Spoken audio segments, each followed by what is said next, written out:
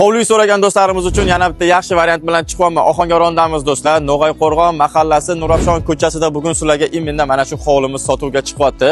No'g'ayqo'rg'ondagi arka bor, bilasizlar, iminni o'shadan 1 kilometr ichkariga kirib kelganinglarda mana shu hovli uyimiz joylashgan. Umumiy maydoni 4 sotixdan iborat kitti uyimizni ko'rib chiqamiz. Xonadonimizga kirib keldik. Orqa tarafimda uyimizning kattagina darvozaxonamiz bor.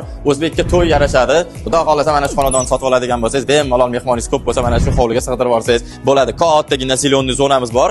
Endi u yog'i o'zingizlarning fantaziyalarga bog'liq. Letniy oshxona qilasizlarmi, tapchan qo'yasizlarmi, daraxt ekasizlarmi, u yog'i o'zingizlarning fantaziyalarga bog'liq. Bu yoqda esa uyimizning tashqari tomonda mo'ljallangan bu yoqda esa uyimizning hojatxonasi bor, tashqari tomonda va bir tarafimizda uyimizning banyasi va podval bor. Iminda mana shu oshxonamizning tegi yaxlit kattagina podval qilib qoldirilib ketilgan. Endi esa uyimizning asosiy yashovchi xonalarini ko'rsatib chiqaman. Kirganimizdan keyin bizni kattagina koridor kutib oladi. Har bir xonasiga alohida kirib ketiladi. O'ng tarafdagi xonamiz uyimizning oshxonasi uchun mo'ljallangan bitta kattagina xona. Undan tashqari bolalar uchun mo'ljallangan yotoqxona, ikkita mehmonxona, kattalar uchun mo'ljallangan yotoqxona. Xullas, inson uchun kerak bo'lgan hamma sharoit mana shu xonadonda mujassam. Albatta, mana shu obzorimizni hovli uy izlab yurgan do'stinglarga jo'natib qo'yinglar. Suv, gaz, svet, Wi-Fi-laridan umuman muammo yo'q. Xonadonimizni ko'rdinglar, kelib maza qilib yashaveradigan holatda.